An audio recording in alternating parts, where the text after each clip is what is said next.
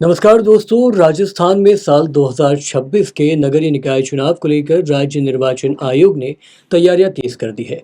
इस बार शहरों की सरकार चुनने के लिए मतदान में मल्टी पोस्ट मल्टी वोट यानी कि एमपीएमवी मॉडल की ईवीएम मशीनों का इस्तेमाल किया जाएगा।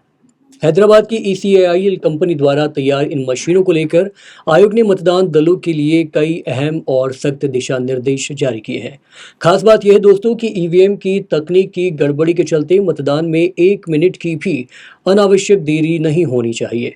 दरअसल राजस्थान के नगरीय निकाय चुनाव में इस बार जो मतदान है उसकी प्रक्रिया पहले के मुकाबले कुछ अलग और ज़्यादा तकनीकी होने वाली है। राज्य निर्वाचन आयोग ने एमपीएमवी मॉडल ईवीएम के इस्तेमाल को लेकर विस्तृत गाइडलाइन जारी की है। आयोग के निर्देशों के मुताबिक अगर पोलिंग बूथ पर ईवीएम शुरू करते समय डिस्प्ले पर क्लॉक एरर दिखाई देती है या मशीन का जो समय है वो वास्तविक समय से अलग मिलता है, तो सिर्फ इस वजह से मतदान नहीं रोका जाएगा। अगर ईवीएम के बाकी सभी फंक्शंस सही तरीके से काम कर रहे हैं तो कंट्रोल यूनिट बदलने की ज़रूरत नहीं होगी। ऐसी स्थिति में पीठासीन अधिकारी पंचनामा यानी कि प्रपत्र एक तैयार करेंगे और पोलिंग एजेंट्स के हस्ताक्षर करवाकर इसे अपनी डायरी के साथ जमा करेंगे।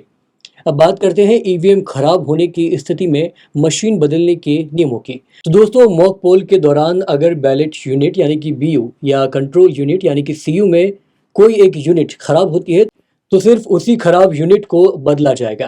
लेकिन वास्तविक मतदान शुरू होने के बाद अगर बीयू या सीयू में से कोई भी एक यूनिट खराब होती है तो पूरा सेट बदलना होगा, यानी बैलेट यूनिट और कंट्रोल यूनिट दोनों को एक साथ बदला जाएगा।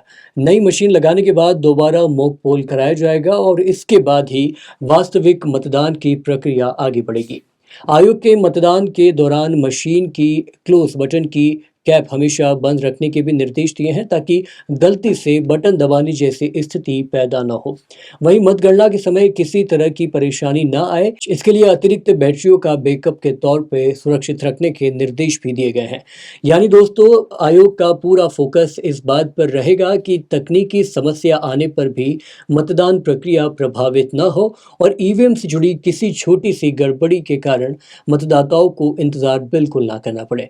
ऐसे में दोस्तों, तो नगरीय निकाय चुनाव 2026 में नई तकनीक वाली ईवीएम के साथ मतदान की व्यवस्था भी बदली हुई है और आयोग की कोशिश जाहिर रूप से साफ है कि तकनीकी परेशानी हो सकती है, लेकिन मतदान में रुकावट हरगिज बर्दाश्त नहीं की जाएगी।